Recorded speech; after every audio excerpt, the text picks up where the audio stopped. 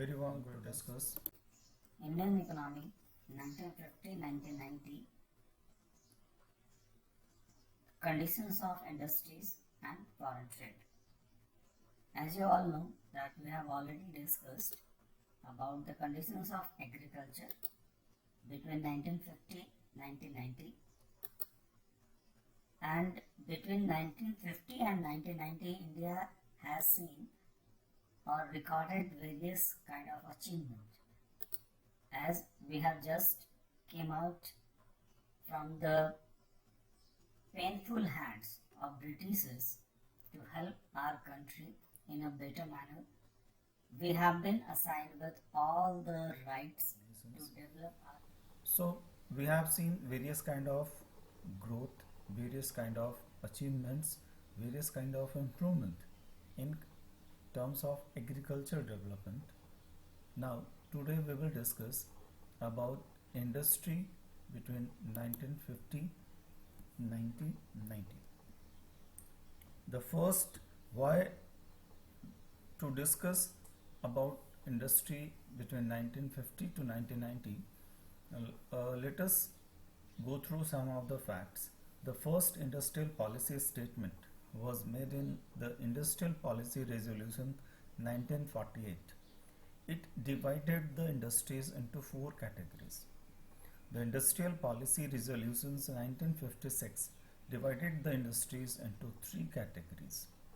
In this resolution, four industries were reserved for the government. These were arms and ammunitions, atomic energy, railway, and air transport. Already we have seen that government has adopted a strategy of a closed economy, in which we were not allowing the private firms, private industries to take over the decisions like productions, what they will produce. So every decisions were taken by the government. It was because of the experience that we had during British period, and why Britishers came in India, and how they have taken over all our resources and how they have exploited. Uh, Apart from the different categories of industries, very important industries, uh, there is the importance of a small scale industries. It is not because it is one of the most important sector which provides jobs to majority of people, but also in this year the CBSE has given more focus on a small scale industries, because it has been included in syllabus. Earlier it was not there.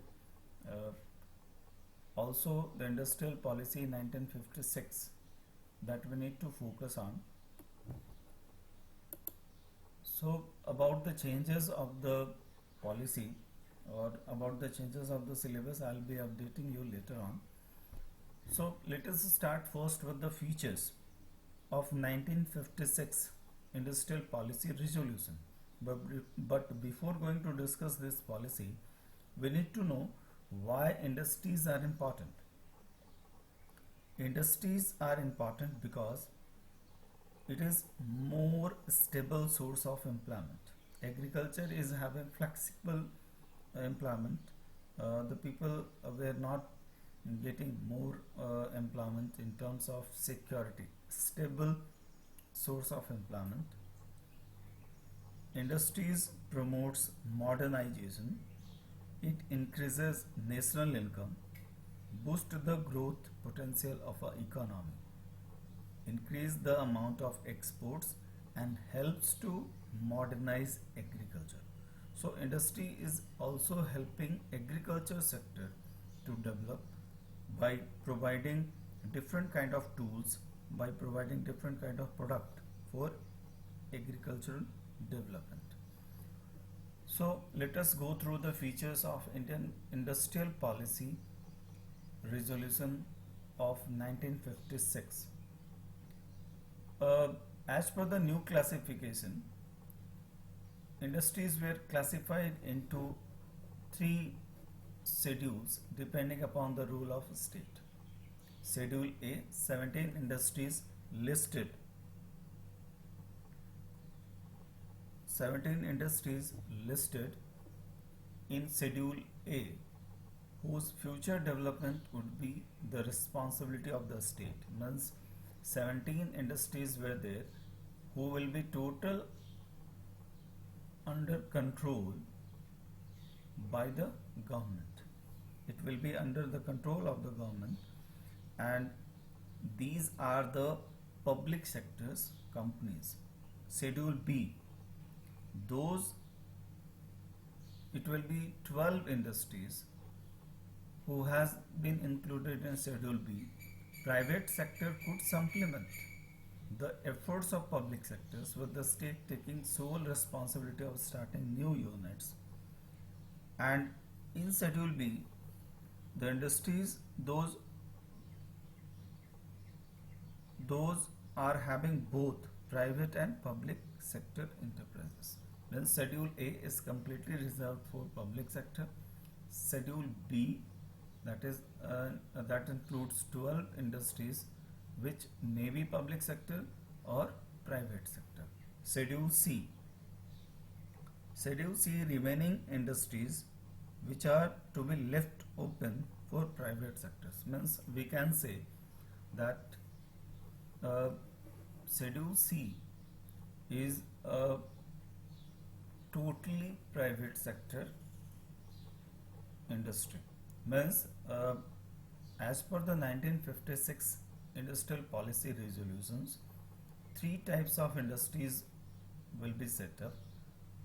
In Schedule A, certain industries were limited only for the public sector. Schedule B is having both kind of public and private sector. Schedule C will be left open to private sector only. Another important features of industrial policy resolutions was that stress will be given on the role of cottage and small scale industries. Industrial licensing. Government was providing license to different industries. Industries in the private sector could be established only through a license from the government. So, although the Schedule C and Schedule B were allowing the private sector to establish their industries, but they need to get license from the government, and government will decide the quantity of goods to be produced by them. And also, any other country can come, no any other industry can come to produce the things without getting license from the government. Industrial concessions were offered private entrepreneurs for establishing industries in the backward region of the country, such as tax rebate and concessional rate for power supply. So that was one of the important policy under 19 IPR Industrial Policy Resolution 1956, that if private sectors want to establish industries in remote areas, then they will be providing with some kind of rebate and concessional rate for power supply. Again, what were the achievement of industries during 1950 to 1990? It has increased share of industrial sector in GDP. It helps us to build up good infrastructure facilities, building up of capital and heavy good industries, setting up of heavy engineering and capital goods sectors by the public sector. But it is not that all were well for the industrial policy in 1950-1990. There were some failures also. So failures, the performance of public sectors was not satisfactory. Public sector performance were not so satisfactory. They were incurring losses during their productions. The control was not so effective. the productivity has declined. Industrial licensing policy led to misuse of powers, corruptions, and allegations of favoritism. To understand this point, we will take the example of uh, LPG connections and mobile connections, landline connections during 1990s or before 1990s. The people have to wait 5 to 10 years for getting landline connection and getting LPG connections. So, and the people who were getting early, they have to get recommendations from uh, MP or MLAs, then only they were able to manage these connections for them. So, industrial licensing led to misuse of powers, corruptions, and allegations of favoritism. Now, we will focus on another very important topics that we need to discuss about, that is small scale industries. A small scale industry is presently defined as the one whose investment does not exceed rupees 5 crore. Earlier it was 5 lakhs. So a small scale industry is defined with the reference to the maximum investment allowed on the assets of a unit. On the basis of investment, we decide that which industry belongs to um, small scale industries, large scale industries, and medium scale industries, MSME. And in 1950, a small scale industrial unit was one which invested a maximum of rupees 5 lakhs.